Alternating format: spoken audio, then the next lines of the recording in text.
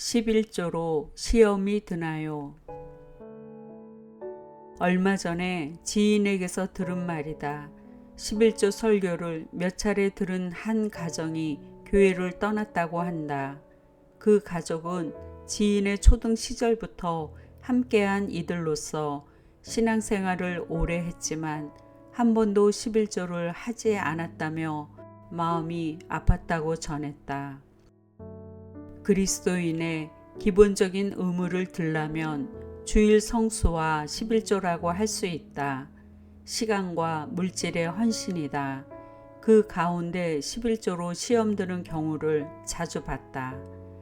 주님은 우리에게 하나님과 재물을 겸하여 섬기지 못한다고 하셨다.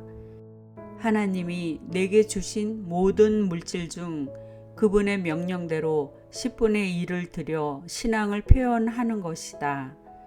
나도 예전에 11조와 관련해 시험과 유혹을 받기도 했다. 몇 가지를 나누고 싶다. 고등학교 입학 무렵 전도받아 예수님을 믿게 되었다. 엄마가 헌금할 돈을 주셨지만 스스로 11조 헌금을 하고 싶었다.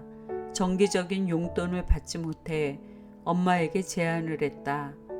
엄마, 내가 한 달 동안 설거지를 할 테니 500원을 주실래요?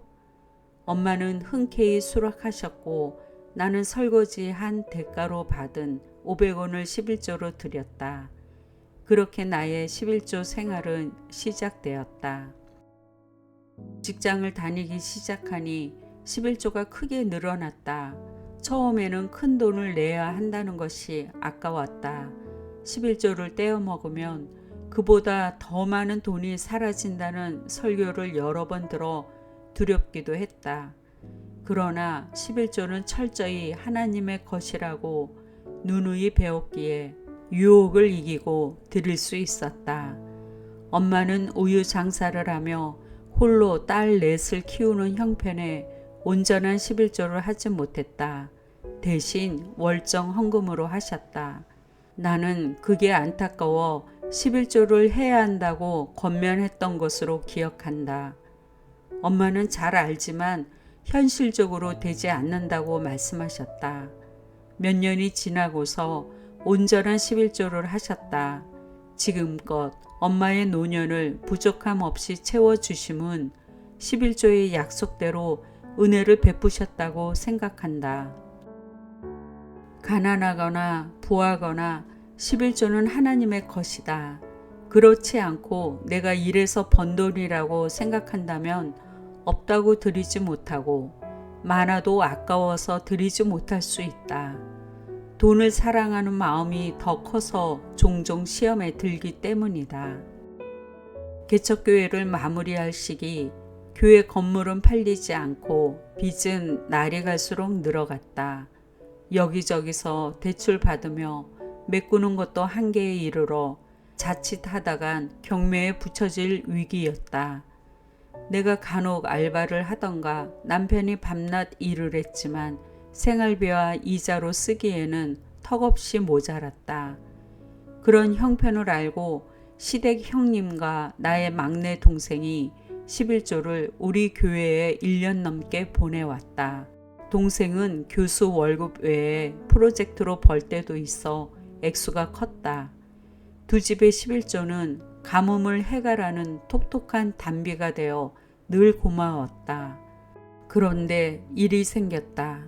멘토 목사님이 내 말을 듣더니 단호하게 말씀을 하는 게 아닌가. 사모님, 11조는 본교회에 드려야 하는데 사모님네 교회가 어렵다고 받고 있으니 물질 문제가 안 풀리는 거예요. 본 교회로 드리라고 하세요.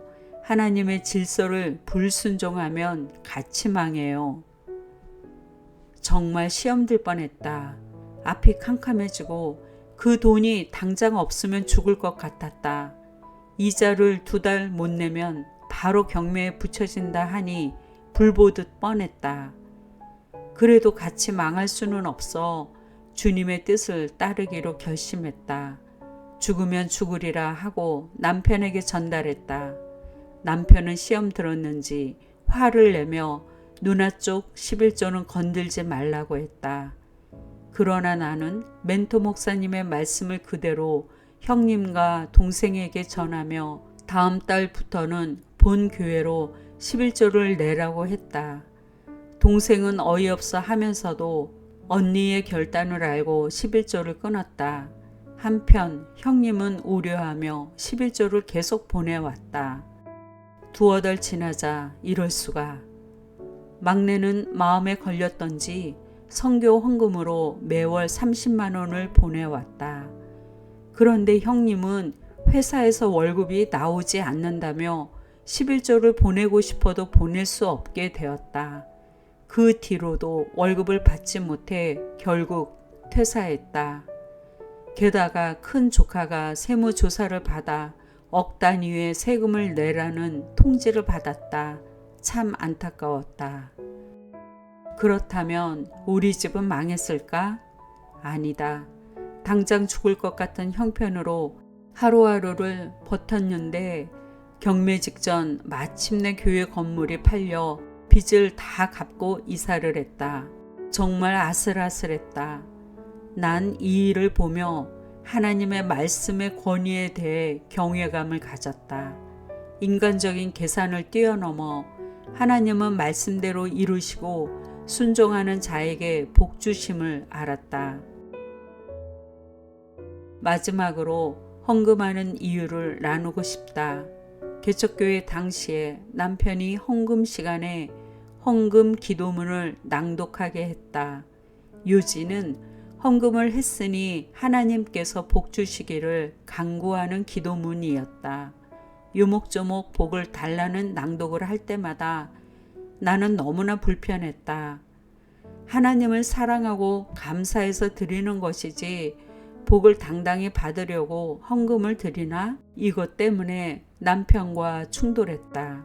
그래서 일주일 동안 나는 이것이 옳은지 응답을 달라고 기도했더니 주님은 말라기 3장 12절을 보라고 하셨다. 너희 땅이 아름다워짐으로 모든 이방인들이 너희를 복되다 하리라. 만군의 여호와의 말이니라. 말라기 3장 12절. 말씀의 앞부분을 연결하여 해석을 했다. 온전한 11조를 하면 하나님께서 황충을 금하여 토지 소산을 지켜주시니 땅이 아름다워져서 열방이 그들을 복되다고 할 것을 약속하셨다. 이미 하나님은 11조와 봉헌물을 드리는 자에게 복 주실 것을 약속하셨으므로 복을 구걸하며 헌금의 목적을 내세우지 않아도 된다는 뜻이다. 남편에게 전하여 응답의 말씀으로 받고 헌금 기도문을 내렸다. 그렇다. 11조와 헌금은 하나님을 사랑하니까 말씀에 순종하여 드리는 것이다.